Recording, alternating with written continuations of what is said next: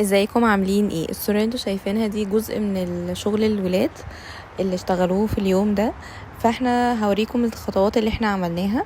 اول حاجة زي انتوا شايفين جبنا الورق قطعناه، خليتهم يقطعوه بايديهم بالاحجام اللي هم عاوزينها زي ما انتوا شايفين كده.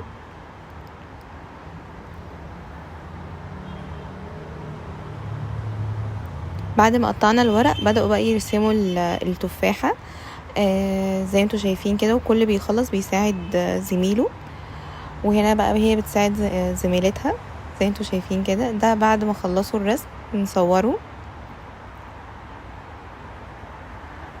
بعد كده بقى بدأنا أول مجموعة على المكتب، بدأت بقى تلزق، فأنا كنت بوريهم ازاي يلزقوا. نحط الجلو كده زي ما انتوا شايفين، ونبتدي نلزق بقى ايه الورق يبقى ماشي مع خط التفاح على قد ما يقدروا يعني. فكنت بوريهم بطريقة عشوائية، مش لازم يبقى لون معين أو حاجة معينة.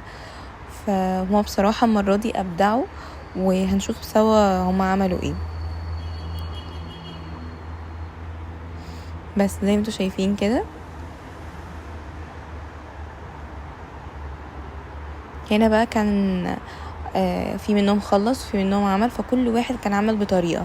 فدي اكتر حاجة بسطتني في اليوم ده، ان كل واحد ابدع وكل واحد باين شخصيته وهو بيلزق. فكانت حاجة ممتعة جدا، وهو كانوا مستمتعين جدا بالحصة وكده. بس سيبكم بقى تتفرجوا على بقية الفيديو.